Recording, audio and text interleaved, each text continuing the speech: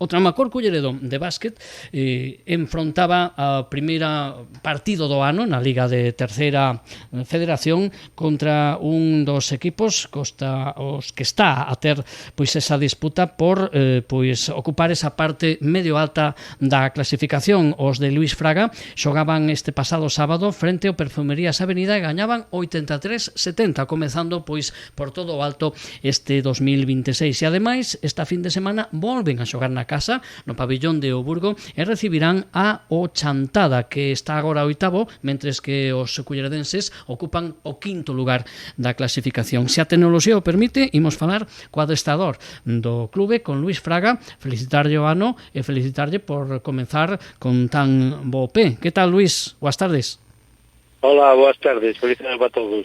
E bueno, feliz ano e nunca mellor a nivel deportivo, comenzando con unha victoria, e se vai cumplindo pouco a pouco isto que decías ao principio da tempada, cando comezaba a competición. Lembro que falábamos de que expectativas tiña o técnico míster do Traumacor e decías, esta tempada ten que ser a de consolidación e deixar de mirar para baixo como as tempadas anteriores e este ano empezar a mirar para arriba. Se vai cumplindo? Pois sí, é verdade que sí. Eu, como dixen nese momento, a idea polo equipo que habíamos confeccionado era non pasar a trancos, non pasar a apuros e chegar a final de liga por lo menos unha posición desahogada e a partir de aí pois o que pudiera surxir, non?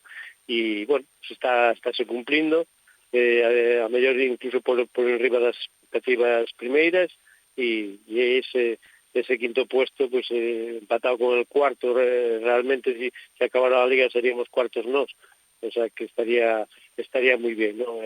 Eu, como te digo ahora aos chavales, xa é cuestión de ser ambicioso tamén, ¿no? Pensar en grande, despois xa veremos a competición o que depara, non? O rival precisamente o Perfumerías Avenida, pois que está despegadiños aí a clasificación, e como decías, pouquiño a pouco estades na parte, eu digo, noble da táboa. As expectativas son boas para manterse aí. Agora, que sensacións tes? Bueno, realmente estamos xa pensando e queremos que tenemos que estar preparados para loitar por unha das 4 primeiras plazas. Nesta competición, os primeiros clasificados do grupo A e A B loitan entre sí e consiguen unha plaza, e logo os segundos, terceros e cuartos de cada grupo se enfrentan entre sí, e os clasificados con ese que perdeu xogan un playoff para ir á fase de ascenso tamén, non?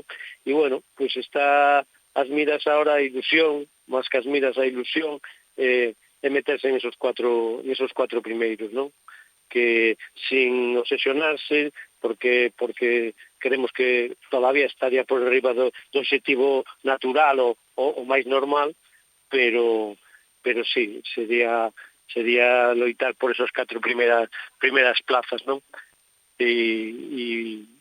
E bueno, despois de haberlle ganado a Oviedo e a Perfumerías que están dentro dos rivales directos, pois creo que estamos nunha boa posición, sin olvidar, claro, que esta é unha liga moi larga, moi complicada, e que non te podes despistar cos de abaixo, non? Que en cualquier momento pois danche un susto. O técnico ten claro, e o equipo como ves, porque o problema está, podes ter talento, podes ter un equipo con técnica, con habilidades, un equipo con forza, un equipo novo ademais como é o Traumacor, pero logo está ese que o adestrador sexa capaz de transmitir esa concentración que ten que haber, esa ilusión para que non decaia o ánimo. Eso é o máis complicado ao longo dunha competición longa como esta liga, non? Sí, lo que pasa que nos estamos tan acostumbrados dos 3-4 últimos anos a sufrir, a loitar hasta o último día por manter a categoría, que desde que empezamos a gañar 3 partidos seguidos, 4, ahora levamos 5 seguidos, a confianza do xogador tamén aumenta proporcionalmente, non? É certo que xogamos con moita máis confianza, ves o equipo como moito máis sólido, nos momentos difíciles de partido con moita máis solvencia, e eso provoca confianza, non?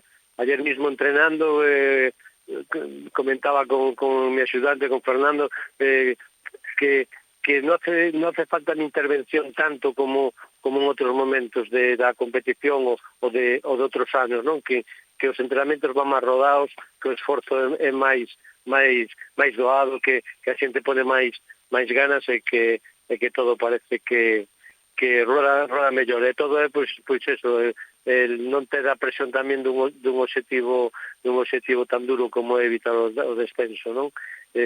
Pois hace que estén máis cómodos, que traballen mellor e que rindan máis, non?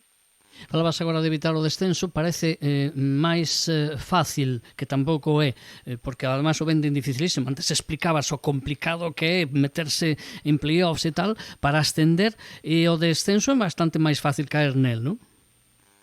Sí, aquí o problema é que subir é moi complicado, pero baixar é facilísimo, non? E aún encima nesta competición que dependemos tamén do que fagan os equipos do mesmo grupo na competición superior, na segunda FEP, pois de os 4 descensos habituais, pois é moi fácil que este año pasen a 5 ou incluso a 6, porque tanto o Xixón como el equipo, un equipo de los vascos, pues, que pertence a noso grupo, pois están en postos de descenso na súa competición. Se baixan eles, non só baixarían os 4 habituales, senón que baixarían 2 máis para facer sitio a todos que descenden. Isto funciona así, o hace moi duro e moi complicado, non? Porque unha liga de 13 que podan llegar a descender el 50%, pois a verdad que é unha auténtica burrada, non? O temos comentado precisamente en moitas ocasións. Esta fin de semana se gañaba, neste caso, a Perfumerías, que decías tú, un dos equipos con nivel. Esta fin de semana ben Chantada, que non está tan alto, pero está por aí, non está tan lonxe tampouco. Como ves o partido? Bueno, Chantada é un equipo dos fortes de sempre da competición, dos que normalmente está en playoff, pero este ano, han cambiado moitas fichas, moitos xogadores, está costando máis entrar en xogo. De todas formas, nesta segunda fase da Liga xa han fichado 2 xogadores novos, conocidos da categoría, Martín, que había estado en Estudiantes de Lugo, estaba sin equipo, un descarte de Xixón en segunda FEP, Luis Jerónimo, un alapío alto, fuerte, e ha mejorado moito o equipo, o sea que seguramente nesta segunda volta será un equipo, aunque ahora está a 3-4 victorias de nosotros, es un equipo llamado a ir para arriba, non pasar a trancos, para manter a categoría, e probablemente si todo le rueda favorable, pois para intentar meterse tamén entre os 4 primeiros. Entón é moi importante o partido, porque gañarles aquí pois sería frenarles, ya el primer partido da segunda vuelta, pois frenarles un pouco esa idea, non? E hacerles dudar de si van a ser capaces, distanciarse unha victoria máis, e ya sacarles 4 ou 5 victorias, pois sería moi importante, non? De cara a toda a segunda volta. Entón é un partido, yo creo que clave para nós, para marcar el espacio entre os que loitamos por arriba e los que van a loitar por estar na zona media ou baixa. Entón, por eso non va a ser fácil, evidentemente, pero bueno, tampouco para non sería definitivo que non gañar, non? Pero que a toda a segunda vuelta por delante non pasaría nada, pero sí que sería moi importante para marcar as diferencias de sobre todo de deixarlo moralmente tocados, deportivamente na clasificación máis tocados aínda, non? E además sería a 6ª consecutiva vosa, non? Sí, tamén é importante, non? Porque cando te metes unha dinámica de ganar, hai un momento que é difícil manterla, lógicamente, porque os rivales aprietan e tal.